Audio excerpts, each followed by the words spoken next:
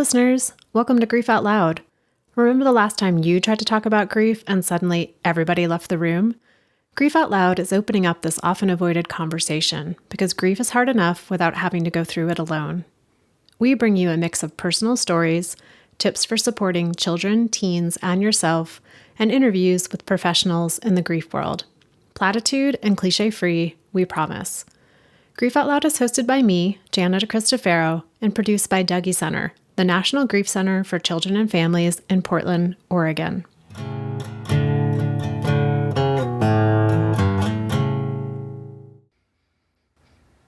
Welcome to 2024, listeners.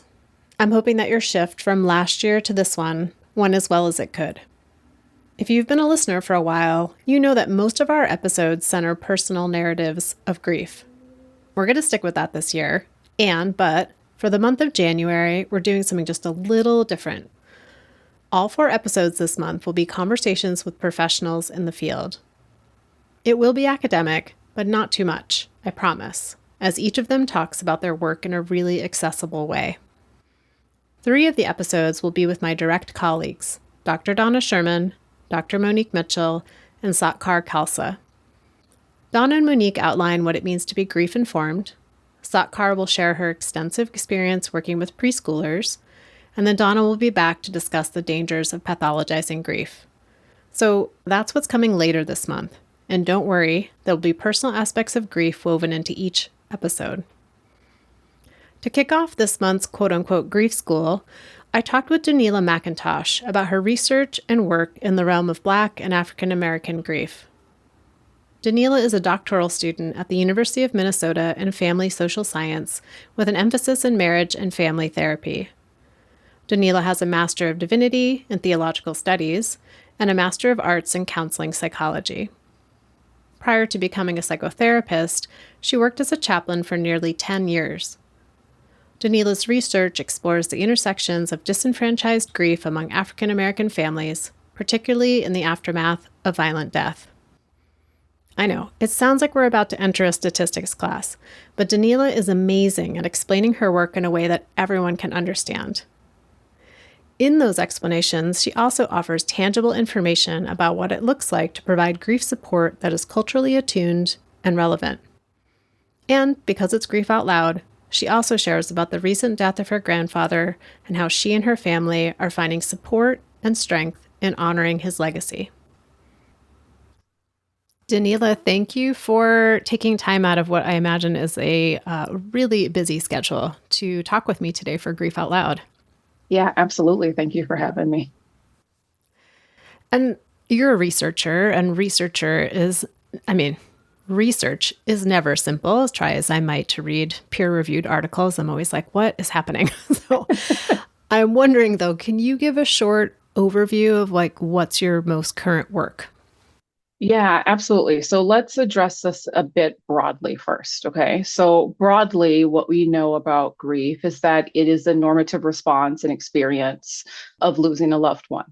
And we know that, for example, the death of a child can have a negative impact on parents, sometimes even leading couples to separate and in some cases even divorce. We also know that death within a family can leave a family decimated in the wake of the death and can fragment the relationships within the family and impact the life trajectory of the individuals in the family. So that's why we support kids through their grieving experiences, because we know the research says that the death of a parent, for example, or a sibling can drastically impact their life trajectory. So take that broad information and just imagine that before the age of 10, you are 4 times more likely than any of your classmates to experience the death of a parent or a sibling. And then compound that with the reality that from the time that you are 10, over the course of the rest of your life, you are more likely than your classmates and then your work colleagues to experience the death of a parent, of your own child, of your spouse, of close family, friends, and immediate family members. And in some ways, you are living under the constant threat of death. That is, in a nutshell, of what it means to be Black in the U.S. context. That death is not ahead as the inevitable end of a long life, but that death is your life literally lived in the presence. And that, I think, in a nutshell, captures my research. That my research is centered on understanding the impact of death and dying and grief and loss on Black families and the ways that Black families cope and navigate the multitude of death and loss and grieving experiences over the course of their lives. And I imagine for most people who get into research, there may be some type of personal connection or an experience that led them to really focus on this particular realm. And I'm wondering what that is for you. Yeah, absolutely. Okay, so when I graduated from seminary, I completed a unit of CPE or clinical pastoral education, right, which is essentially specialized professional education for chaplains. And one day, my chaplaincy supervisor and I were asked to join a conference where a medical team wanted to tell a family whose teenager had been shot and had been on life support at this time for several weeks that there was nothing left that the medical team could do. And they wanted to recommend to the family that the family make the decision to turn off the life support machines. Now, I'm not entirely sure where the miscommunication occurred, but it was very apparent that this African American family entered into the hospital anticipating good news. They came in with balloons and flowers, and you could literally feel the excitement and the energy among this family. And if you know anything about African American families, then you know that the whole family came, right? So we're talking parents, grandparents, aunts, uncles, siblings, the teenagers' friends, family by blood and family by choice. And as the doctors begin to say, I'm sorry, there is nothing less that we can do, there was an eruption of wailing and crying and sobbing that filled this very small hospital conference room. And just as the family is beginning to grapple with the reality that their beloved teenager would not be returning home, the door of the conference room swings open and in walks two hospital security guards and two police officers because a nurse at the nurse's station called for hospital security for fear that the doctors' lives were in danger. And this would be the first of what would become many experiences of what I would call the desecration of sacred Black bereavement space. And this story and many others are my reason why, both seeing it as a professional and personally. This has led to my decision to return back to school and to begin doing research on the realities of Black grief and bereavement.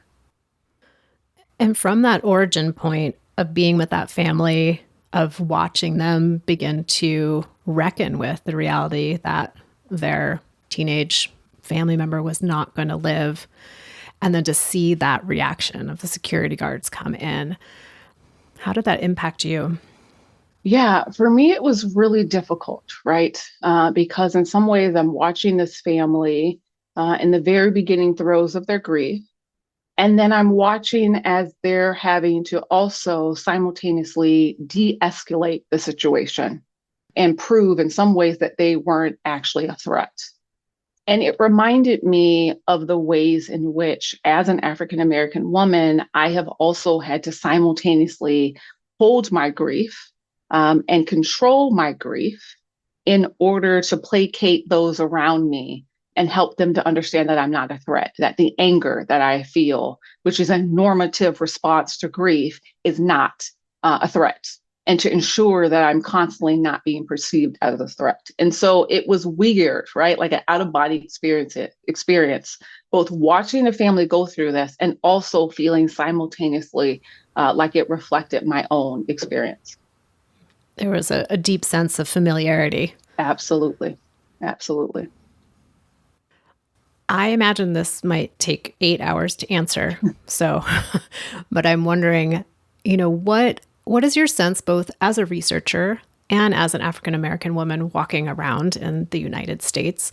Like, what are the determinants of both, as you mentioned, like being an African American child, you're so much more likely to experience death than your white counterparts. And to have that reaction from the medical community, and I imagine from many other service providers, of not being at all in alignment with recognizing, making space for, acknowledging, honoring Black grief. Like, what is your sense of that? Yeah, I would say that, I often hear people say that grief is the great equalizer, right? Meaning that grief is the universal experience, that every human being will experience grief throughout their lives. And I would say yes, right? Absolutely. We all experience grief. And there are also societal factors that directly impact Black families, which lead to the disproportionate reality of death and loss. And I think that we are culturally illiterate, contextually illiterate to the factors that contribute to the disproportionate reality of Black death and grief. And that this contributes to what we would say the further disenfranchisement of grief among African Americans. And there are a whole host of, I think, tangible examples of that. So I will present it in a nutshell, okay? When I talk about the disproportionate reality of Black death, because this is actually the probably most frequent question that I get is, what do you mean when you say that? And essentially what I mean by that is that what we know in terms of research is that African Americans are disproportionately impacted by homicide. African Americans comprise only 13% of the US population, but they are essentially comprise 50% of homicide rates in the US over the last 40 years. Tangibly, the leading cause of death for an African American male under the age of 44 is homicide. African Americans are also disproportionately impacted by death after police contact. And in the last 4 years, we have seen a 78% rate increase in suicide rates among young Black males, making it the largest rate increase of any other racial group in the US. Then compound that with the reality that African Americans are also disproportionately impacted by hate crimes. So, for example, the Charleston 9 or the Buffalo shooting that occurred in 2022, I believe. And so what I have noticed is that there is a lack of literacy regarding this reality and the contextual reality that Black families often experience the multiplicity, the multitude of death in their families. Doneila, I'm struck by when you said that's the question people ask you the most. Mm-hmm. And what I hear under that a bit of is people asking you, like, prove it. Yeah. And I wonder what that's like for you to feel like you're in that position. It makes me think of what you said of, like, I'm grieving. And now not only do I have to control my grief, I have to control the environment in which I'm grieving. So there might be some space for me to grieve without being perceived as a threat. And I wonder for you as a researcher, you're out in the world, you're giving presentations, like, how does that impact you? Yeah, absolutely. I do have to prove it. And I once heard a scholar say that it framed it in this way: the structural, what did they say? The structural pandemic of racism requires that the magnitude of Black grief and loss be lulled into the very fabric of American society. And I would say that is quite literally my experience personally and also professionally. That I think that this is a tangible way in which structural racism impacts the lives of African Americans, that you have to prove with numbers that we are disproportionately dying, and that the way the sort of factors that contribute to the multiplicity of our death are rooted in racism and can actually be changed. And so that's a hard part, I think, of this conversation, is that I feel like I'm constantly having to prove we're not talking about genetic weaknesses. What we're talking about, sort of the vector of disease, is racism. And because we don't address it, we are leaving families and communities vulnerable to the decimation of death and grief. Yeah, sitting in that place of it's not fated. That's correct. That there are things that could be changed and altered to decrease the rates of death. And alongside of that, making space for the grief that comes. That's right. of that. And you mentioned the term, the disenfranchised grief Yeah. in the African American community. And disenfranchised grief is a term that's been around for a while. It means different things to different people. So I'm curious for you, from this kind of context, what do you mean when you say disenfranchised grief? Yeah, so disenfranchised grief is a term, you're correct, it's been around for a while, coined by Dr. Kindoka. And essentially it means that the disenfranchisement of grief occurs when individuals experience a significant loss and the resulting grief is socially invalidated or dismissed, right? And this directly impacts the ability of the bereaved to grieve in the manner within which they need to, or they choose to without the interference of others. So a perfect example of that is that hospital story that I shared, right? Here's a family in the very beginning of throes of grieving, and now they're also having to simultaneously de-escalate the situation and prove that they're not a threat in the midst of their grief. And I think that's a tangible way of seeing the way in which grief and loss can be invalidated and dismissed. So I know you've already kind of talked about this a bit, but I wonder, what are some other ways that you see or have experienced in your research or talking with people that disenfranchisement specifically of Black and African American grief? Yeah, absolutely. I think it goes back to what we talked about a few minutes ago in terms of even the way that as a researcher, I have to prove the disproportionate reality of Black death. One of the aspects of this conversation, right? I talked about the reality of African Americans disproportionately being impacted by violent death. I haven't even talked about the disproportionate reality of premature mortality rates of African American that are related to health disparities. The fact that we have the highest infant mortality rate, meaning that Black babies are dying before they're even reaching the age of 1. The fact that we have the highest maternal mortality rate, meaning that Black women are dying while they're pregnant, in labor, or immediately after giving birth. We have higher rates of heart disease, cancer, diabetes. It feels like it goes on and on and on. And what this has contributed tangibly is to 1.63 million excess deaths relative to white Americans in the US over the last 2 decades. And sort of the lack of literacy and contextual information regarding the experience of Black bereavement, what has been dubbed as a Black bereavement crisis, I think in a tangible way that Black grief is disenfranchised because we are invalidating the loss and dismissing it for a whole host of Black families. Do you find that happening? I mean, when you're talking about that, I see that as like the greater society being dismissing this, disproportionate deaths, rates of death, dismissing expressions of grief. Yeah. Do you find that within community as well? Yeah, that's interesting. I think that one of the most profound strengths of Black culture and Black communities is the way in which we support one another through grief. And I mean that tangibly. Like my grandfather just died recently, a couple of weeks ago. And the way in which the community had wrapped around my family and supported us through that process is amazing. And I feel like it's a staple of a lot of Black communities where we will come and support one another. It does bring up the question of like, how long are we supporting one another? But the way in which we come around each other, I think is a strength that helps undergird the reality of experiencing the broader societal disenfranchisement of grief. Another aspect of that question, when I think about with such a high rate of death, right, and grief happening over and over and over early on in life and then throughout the lifespan, wrapping around in the immediacy, but then wondering like what either has been your personal experience or in the people that you've talked to through your research, what are people being taught about how to grieve? Knowing that not everyone's the same and everyone's family is different and all of that. But I wonder if there's some commonalities that you've seen of like, how do we manage this cascade of grief coming our way?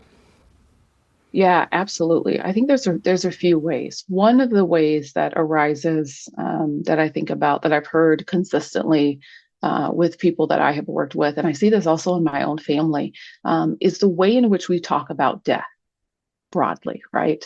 And so broadly, I'm going to make this is a general statement. Broadly, African Americans talk about death and dying, and we refer to it as passed on, passed away, or transitioned, right? Where if you listen to a child, a teenager, an adult, essentially they're saying, my grandfather transitioned, my aunt passed on, my grandmother passed away. And this is actually rooted in our ancestry as being the descendants of enslaved Africans, pointing back to the sort of epistemology, this belief that death is not the end. This is actually quite literally what I just said is what Angela Bassett says in the Black Panther movie when King T'Challa dies. She says, "For we know that death is not the end." And that is a staple, I think, of Black culture, is this belief that when you die, you transition into this realm, the realm of the ancestors, and that this then becomes a way in which you have an opportunity to connect to your loved one that has passed away. And that can build sort of resiliency through the grieving process. I will also say that it is also not uncommon among African American families that I have worked with to also be in that process of struggling to grieve and not taking the time that they may need to experience that grief. And I think there's that weird sort of dichotomy between both believing that death is not the end and having the ability to still connect with their loved one, and also not necessarily taking out the time to do so. Well, and I imagine there's so many things that can lead into that not taking the time, which is not literally having the time. Absolutely. I think about the space to grieve being quite a economically resource laden privilege in a way, right? To even have that space, literally have the time. And then also to make the emotional space of, if there are the sense of grieving, one person at a time, maybe there's some space, but if it's like a whole host of people, it's very hard to even begin that process. That's right. Absolutely. Is there anything else you would want to share about this idea that the experience of Black grief, specifically here in the US, is both unique and then also nuanced? I would say that one of the things that stands out to me, and I'm gonna answer this from the perspective of a researcher. Okay, one of the things that stands out for me in terms of the aspect of Black death and dying and grief and loss is that there is a wide gap in the literature, specifically focusing on African Americans and their death and dying experience. That is not necessarily the same broadly across the spectrum of thanatology, meaning sort of the area, the field that specializes and focuses on death and dying. And this is actually really important to me as a researcher. And I also would say that this is important to us as a field, because the more research we have, the more interventions we have. And the more research we have, the more that we understand the dynamics.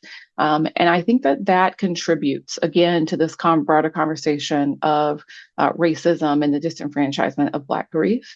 But more tangibly, it also impacts the way in which we as grief support specialists and organizations also attune to Black families that we may be supporting through the process.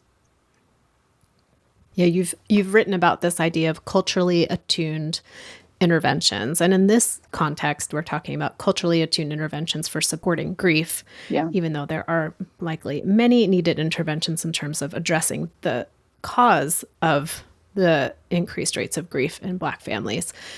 But in this specific piece of like the grief, what are some examples of those culturally attuned interventions for supporting grief? Yeah, absolutely. So let me answer it this way. Let me first address why not having culturally attuned interventions is actually so impactful tangibly for families. So I gave the example of sort of this cultural phenomenon among African American families to refer to death as passed on, passed away, or transitioned, right?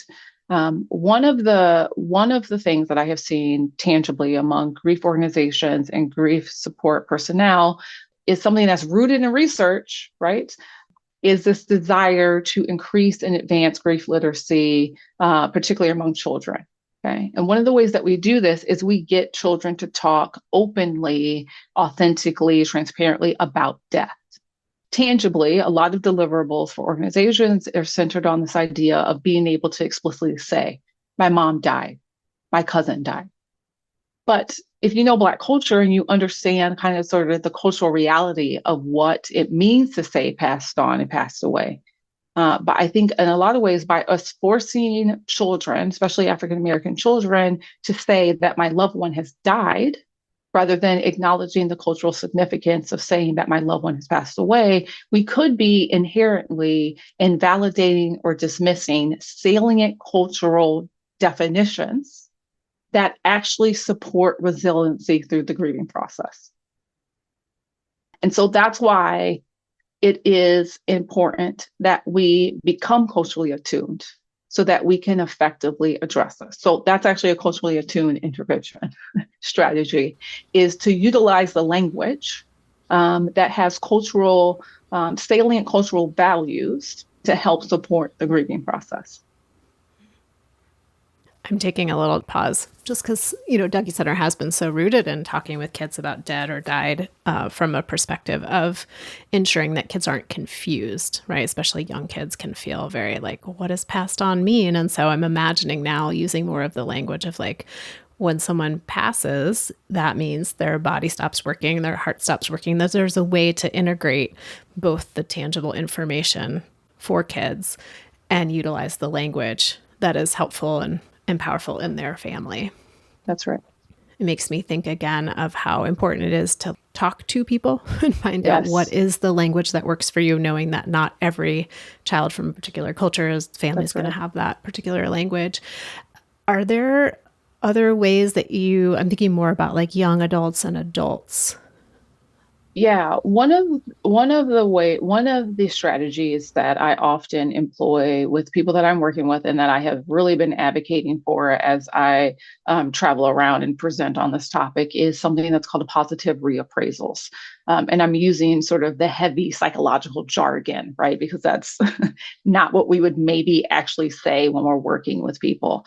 But positive reappraisals is this idea that you take a very bad situation or scenario, and you begin to think about the ways you spin it in a positive way. Okay. Now take what I'm saying with a grain of salt, because when I'm talking about death and dying in the context of bereavement and grief, you may be thinking, why the heck would I spin this positively?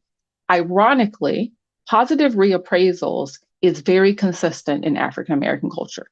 Okay, I mean, we can literally track this even to enslavement times and the way in which enslaved Africans would talk about certain realities, not slavery perhaps specifically, but certain experiences in order to cultivate a sense of resilience to continue to push for their freedom. Okay, this is rooted in African American culture in the U.S. A way that is translated tangibly is you will often find young adults and adults talking about the loss of their loved one as this example of positive reappraisal. God needed another angel, so God took my loved one from me. Right now, as a seminary trained person with a background, I don't see evidence for that, right, in the Christian Bible. However, my personal opinion about it doesn't actually matter if this is a process that I identify that is culturally salient that can build resiliency and also support the grieving process. And so that's an example of a culturally attuned intervention. It brings me back to this idea, because I can just imagine that, say that plays out in a grief support group or a family barbecue where somebody says, God needed another angel. They took our uncle from us. And there's 20 people there. And that might really resonate for half the people there. And there might be half the people there who are like, that does not feel accurate at all. I know that's right. what's been passed down to me through my culture, but like, as an individual, that is not connecting for me. And so just again, going back to, like you said, it doesn't really matter what we personally think. What matters is what feels accurate and supportive for the person who's experiencing it. And that can cause some tension within a family dynamic or a community dynamic as well. Absolutely. It can absolutely create some difficulties in navigating it. And so part of our role as health professionals is also to stand in the place of helping to balance that anxiety of it, right? So I often communicate to families when I work with families that are grieving, is this is a meaning-making process that is deeply personal and individual, as well as familial and cultural. And all of these elements come into play as we're navigating through this process that my life will never be the same because my loved one is no longer here. And that looks different, right? So I pull away from this idea of the stages of grief, the levels of grief, whatever that is. And I really do sit steeped in the meaning-making process. And how do we internalize and cope with the grief over time? I feel like our whole conversation has been an answer to this question, but I'm thinking about this idea of like, your sense of how racism impacts and shapes grief and also culture. And that I'm thinking more about the interplay of that the grief expression can start to look like culture and culture can inform grief expression. So just wondering if there's anything more about that you wanted to say. Yeah, I think when we talk about grief expression and culture, just the way that you stated that, Jana, what it makes me think about is the like wailing is what comes to my mind. And it was something that I think is really important to normalize, is that wailing is a normative response within African American communities to the death of a loved one. And the way in which this actually goes right to our definition of disenfranchised grief, the way in which we invalidate that, or because it's not a normative sort of, in air quotes, normative grief response that we're accustomed to, the ways in which we minimize that and don't see the significance of that. To your point, racism impacts and shapes grief, and it shapes and impacts culture. And it can leave a very lasting impact on individuals, and it can also leave a lasting impact on families. In this moment, 2023, what's feeling like the most important part of your work? Yeah, that is a fantastic and very difficult question to answer. I like to save the hard ones for the last. Yes. Researchers do a lot of research. And we churn a lot of papers, to your point. There are like just volumes of academic papers that are hard to read through, hard to understand, and really, in some ways, are only really meant for other researchers. And so for me, what feels like the most important part of my work right now in this moment is that everything that I research, everything that I do, I want it to be practical and applicable to the everyday lives of people who are navigating grief and loss. And I want my work to be compelling enough that it allows people at any point of their entry to be able to connect with it and apply it. So that's what's important to me. Whatever the content is making sure that is usable Yes. for people who are being talked about in the research, not just for other researchers, to create more research studies based on the research That's right. that you did. That's right. Mm-hmm. Is there a way in which this work that you've been doing has changed or altered in some way your own relationship to grief? Yeah, I will be very transparent in saying that I was illiterate in a lot of the sort of context of Black grief in the US, both historically and currently. And when I began to sort of build up my own research, it has drastically impacted my own life, I think, and my perception of grief, right? So I mentioned my grandfather passed away a couple of weeks ago. And what I have noticed is that As a researcher, I'm versed in all of we don't take enough time to grieve. These are the stages, all of that. But what I have noticed is what has been super salient for me has been utilizing my own cultural lens to help me navigate my grief and loss. And it has shaped my perspective in seeing how there are these cultural strengths that I have that I may not have even necessarily recognized that has really undergirded me and has also supported my family. And so it's not that I'm perfect. It's not that I don't have terrible days. But it has also compelled me to take the time to actually sit and be present to my grief. And I've come to realize you don't have to have, right, 8 hours in the day to take out that time and to acknowledge it and to honor my grandfather, my grandmother who passed away a couple of years ago. And that has been really healing for me, really healing for me. Are there particular ways you've found to take those maybe small pauses to honor him? Yeah, so my family and I, my husband and my kids, what we have been doing is we instituted a commemoration ritual where we come together and we talk about our favorite memories of my grandfather. What do we remember? What do we love? The way in which my grandfather always smelled like tobacco, right? And how that filtered on our bodies. And that has been really healing to just come together as a family and talk about that. And his legacy, the way that his life has directly impacted ours and how we hope to continue his legacy in the future. I'm sitting with this terminology of, this idea that if your grandfather has passed on, but it's not a binary, right? It's not no longer here physically, but what are the ways in which his memory, his contributions continue to inform the way you and your kids talk to each other, or just the bigger picture of that.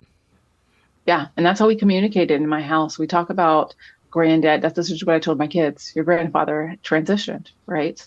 And what does that transition mean? It means that death is not the end. And that we still have this ability, this access to granddad, not only just in the memories and the stories we tell, but the way in which his life and what it is that he did within his life is embedded in our very DNA. And we can take that and continue on that legacy that he gave us.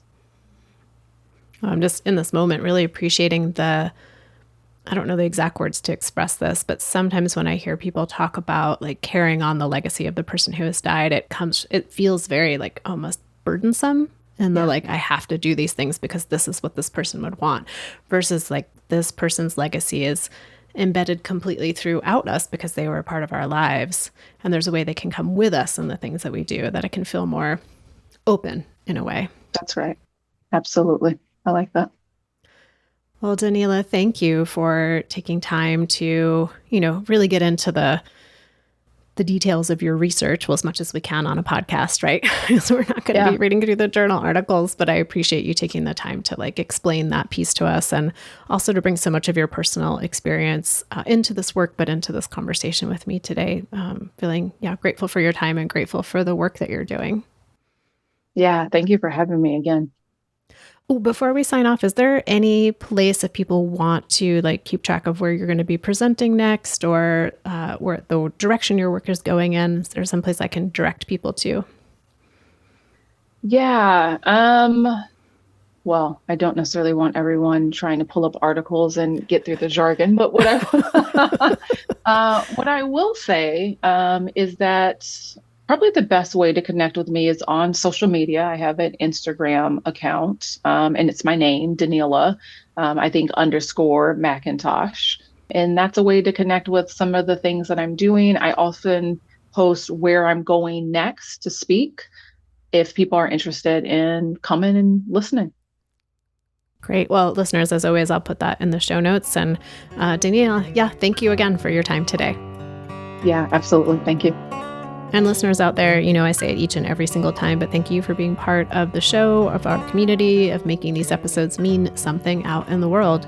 Please reach out to me if you want to connect directly. My email is griefoutloud@dougy.org. It's dougy.org, which is also our main website where you can find all of our information about our local programming, free downloadable resources, and the entire catalog of Grief Out Loud. I'm excited, as always, to share that our podcast is sponsored in part by the Chester Stephan Endowment Fund. Thanks again for listening. We hope you'll join us again next time.